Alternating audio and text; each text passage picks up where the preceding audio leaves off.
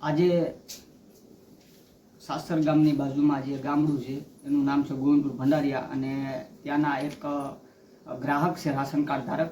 એમની પાસે જમીન પણ નથી ને ખેડૂત પણ નથી, છતાં પણ એમને એપીએલનું કાર્ડ જે છે તે આપવામાં આવ્યું છે.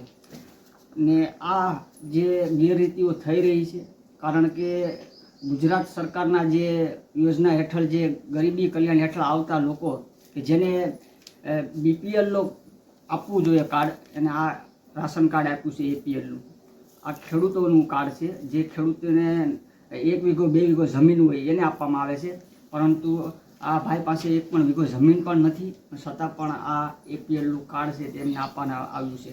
અને આ ગ્રાહકને છે તે બીપીએલનું કાર્ડ છે તે થઈ રહે તે માટે છે તે આપણે આગળ રજૂઆત પણ કરીશું.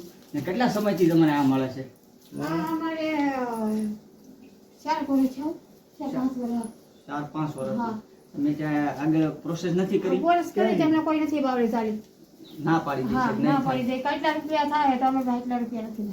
બરાબર, પૈસા લે છે. હા, પૈસા લે છે. પૈસા. અને એવું પણ કહે છે કે અમારે જો બીપીએલ કાર્ડ કઢવું હોય તો અમારી પાસે છે તે ઓફિસોના અધિકારીઓ છે પૈસા મંગાવે છે. એટલે આવી જે છે ગેરરીતિ થઈ રહી છે. અને આગામી સમયની અંદર છે આ જે એપીએલનું કાર્ડ છે તેને આપણે બીપીએલની અંદર કન્વર્ટ કરીશું. જય હિન્દ, જય જય ગરવી ગુજરાત.